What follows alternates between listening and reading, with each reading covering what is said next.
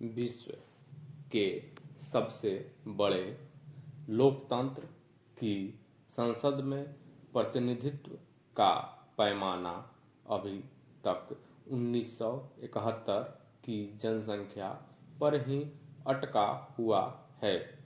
इसके पीछे यही तर्क रहा कि जनसंख्या नियंत्रण में सफल रहे राज्यों को राजनीतिक प्रतिनिधित्व के स्तर पर संभावित नुकसान से बचाना।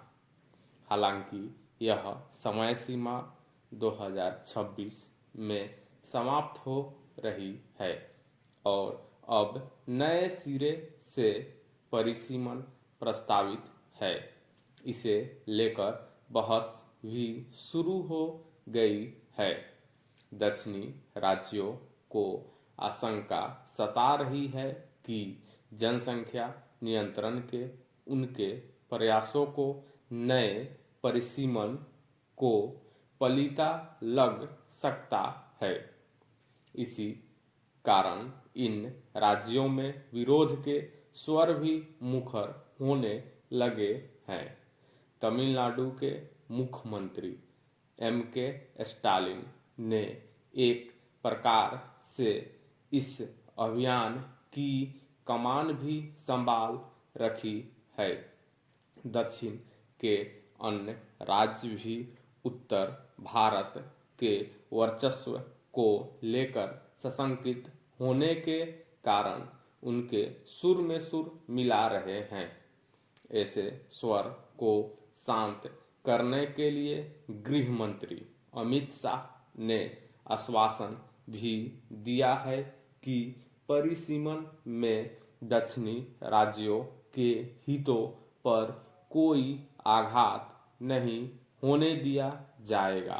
भारतीय संविधान ने एक ऐसी चुनावी प्रक्रिया की संकल्पना की है जिसमें प्रत्येक सांसद कमोबेश बराबर लोगों का प्रतिनिधित्व करते हैं।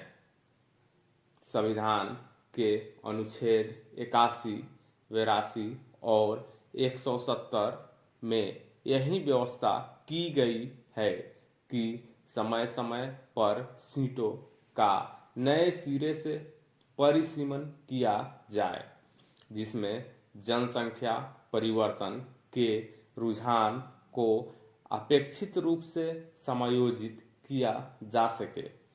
इस समय भारत का चुनावी मानचित्र 1971 की जनसंख्या पर अटका हुआ है, जब उत्तर प्रदेश और तमिलनाडु की जनसंख्या में उतना अंतर नहीं था जितना आज है।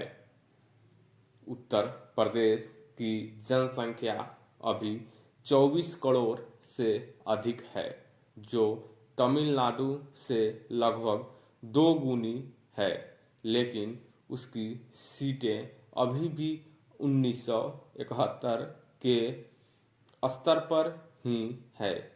क्या उचित है यदि परिसीमन के लिए मौजूदा जनसंख्या पैमाना बनी तो तय है कि उत्तर प्रदेश, बिहार, मध्य प्रदेश और राजस्थान जैसे राज्यों में लोकसभा सीटें खासी बढ़ेंगी, जबकि तमिलनाडु, केरल दशकों से उन्होंने शिक्षा, स्वास्थ्य और परिवार नियोजन से जुड़े प्रयासों में भारी निवेश किया है, जिसने जनसंख्या वृद्धि को थामा है। इसी बीच कई उत्तरी राज्यों में जन्म दर ऊंची बनी हुई है। इसके बावजूद उनकी राजनीतिक शक्ति बढ़ जाएगी। फिर सवाल उठेगा कि क्या लोकतंत्र में अक्षमताओं को पुरस्कृत किया जाता है।